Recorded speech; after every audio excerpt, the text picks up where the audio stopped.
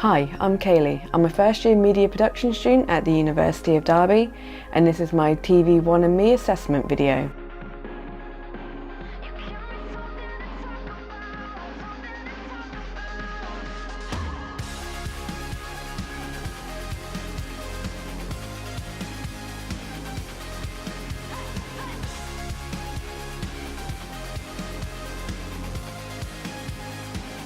One of the things that I really like about the media production course is the fact that it's a really productive course. You get shown or told what to do, and then you have to go out, get a camera and do it yourself. So one of the first things that we shot on our very first day was an in and out video, which was basically to demonstrate like the use of the white balance and being able to colour correct properly. And for my video, my white balance was okay, but I actually forgot to check that the tripod was straight by using the little spirit level that's on the side. So some of our shots came out wonky. But that's one of the really great things about this course, is that you do something and you get feedback. So I learned from that, and that's now something that I make sure that I check before I shoot anything, is that the tripod is straight. So yeah, the course is really good because you get thrown straight in at the deep end. One of the first things that we shot was Derby Fest, which was on the first weekend after we started. And for me, it was really nerve-wracking because I've never filmed anything before. I have no previous experience in any of this.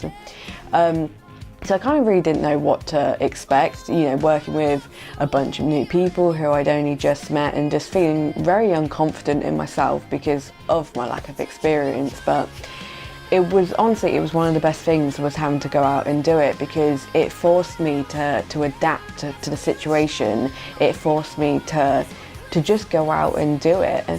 And by the end of the night, I found that my confidence has grown so much. I was running off with the camera and squeezing myself into any little gap just to try and get a shot. So I think for me, filming Derby Fest was a major turning point. It showed me that I was just as capable as anybody else at filming if I just put myself out there. One of our assessment pieces was a TriCaster demo, which we had to film a live demonstration using the TV studio in the gallery. Okay, alright, so we're starting in 5, 4, 3, 2, 1.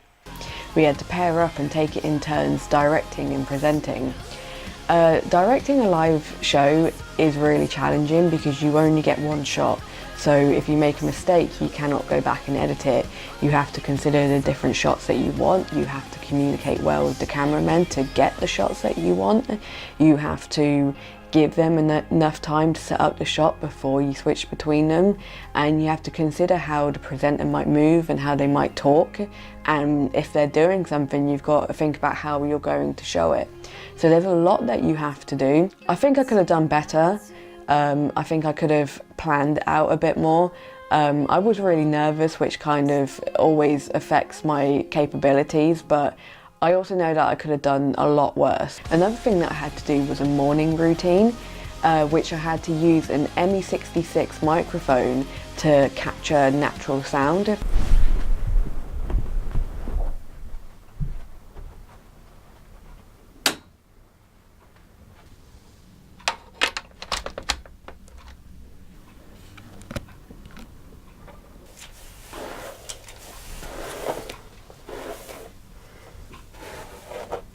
This was actually quite challenging because I had to do everything myself. I had to set up the camera, the tripod, I had to act in it, and I had to consider where I was going to put the microphone so that the sound wasn't too distant, so that it wasn't too loud. So yeah, that was quite challenging, but I think at first I got a bit frustrated because I was thinking about the project as a whole, instead of just breaking it down into sections and into each individual thing that I wanted to do. So once I actually did that, it made it a lot easier, and I actually ended up enjoying it, and I'm quite happy with how it turned out. One of the parts that I liked most about it was when I turned the kettle on, because I actually took the audio from the kettle and kind of spread it out over several different shots.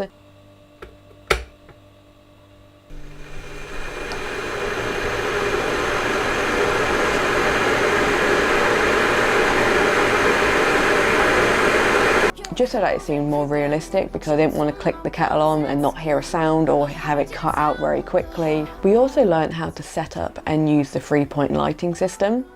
The 3-point lighting system consists of a key light, fill light and a backlight, and it can be used in interviews, it can be used in films, and it's a great way of capturing like different moods and effects, and it can just overall make your video just seem like, just look a lot more satisfying with good lighting. So we met up in our groups and we filmed a video of us setting up the lighting, and then we demonstrated the effects of each light individually before adding them all together to show it as a whole. And after we'd done that, we actually decided to use it to film our All About Me video, which is a personal video, obviously, about ourselves. Hi, I'm Kayleigh, and this is my All About Me video. Since we already had the studio and the lighting, we thought that it was just a great way to, you know, to make a good use of our time, since it was already there, because that's something that you want to do at university. You've got all these facilities, you've got all this equipment, you want to get the most use out of it as you can. So we decided to do that. We used the Rode Lavalier mic, which is a personal microphone to get good audio. Because audio is a really important part of filming. You can possibly get away with a bad image, you can possibly get away with bad lighting, but you cannot get away with bad audio. So it's important to think about what you're filming and what kind of microphone it is that you're going to use. My family's really important to me, friends, my cats. I'm really passionate about LGBT rights, obviously being gay myself. I was quite happy with my video. I think the end project turned out quite well. I would change a few things if I were to redo it, but overall I'm happy with it. Something that we filmed recently that I really enjoyed was a music video for Jon Rogers.